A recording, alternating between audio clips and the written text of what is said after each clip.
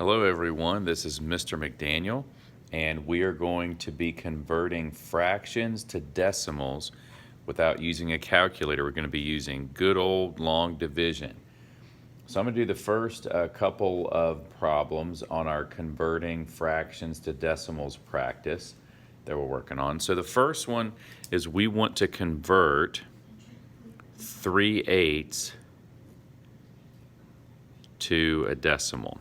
Okay, now in order to do this is we are going to divide the numerator by the denominator. So this actually means 3 divided by 8. So if you remember, the number that you are dividing by goes outside the division bar, and then the number that you are dividing goes under the division bar. Now I know this is a little bit different because we're used to the larger number being inside the box, but that's not the case because we're doing 3 divided by 8. Now 8 doesn't go into 3, so we're going to have to add a decimal point and a 0 because we don't change the value of this number. It's still 3.0, which means the same thing as 3. And we're going to move our decimal point directly above where it is. Okay, so now we're taking 8 into 30. So 8 goes into 30 3 times. 3 times 8 is 24.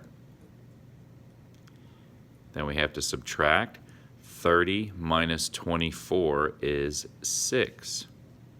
There's only 6 left over. Now 8 doesn't go into 6, so we are going to add another 0 and drop it down. Now we're taking 8 into 60. 8 goes into 60 7 times because 8 times 7 is 56. And remember, you have to use the largest number of times that your divisor will go into the number you're trying to see how many times it goes into. So we subtract. 60 minus 56 is 4. We still have a remainder because we're going to keep going until we either have no remainder or it starts to repeat. So we're going to add a 0, drop that down. Now we're taking 8 into 40. 8 goes into 40 exactly 5 times. 5 times 8 is 40. So we're going to subtract. Look, there's no remainder. So that means that this decimal terminates. So that means that 3/8 has a decimal equivalent of 0.375. Okay, now that is one that terminates. I'm going to go ahead and highlight my answer here. Now what about one that might repeat? So we're going to try number 2. Move my paper down a little bit here. Okay, so on number 2 is we are converting 2/3 to a decimal. Okay, so we want to take 2/3 and convert that to a decimal.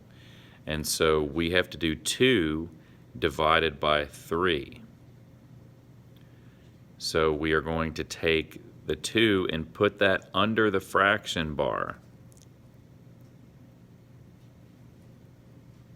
And the 3 is going to go outside because we're actually doing 2 divided by 3.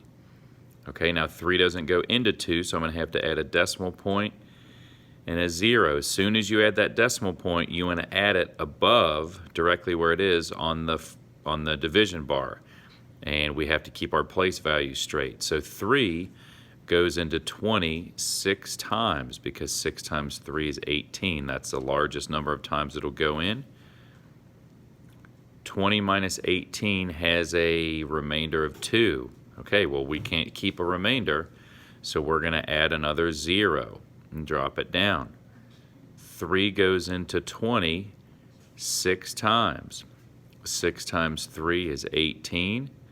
20 minus 18 is 2. Okay, we have a remainder. We're going to drop a 0 down. Now if you notice, we're kind of stuck in a loop where we're getting 18 every time because if I do this again, 6 times 3 is going to be equal to 18.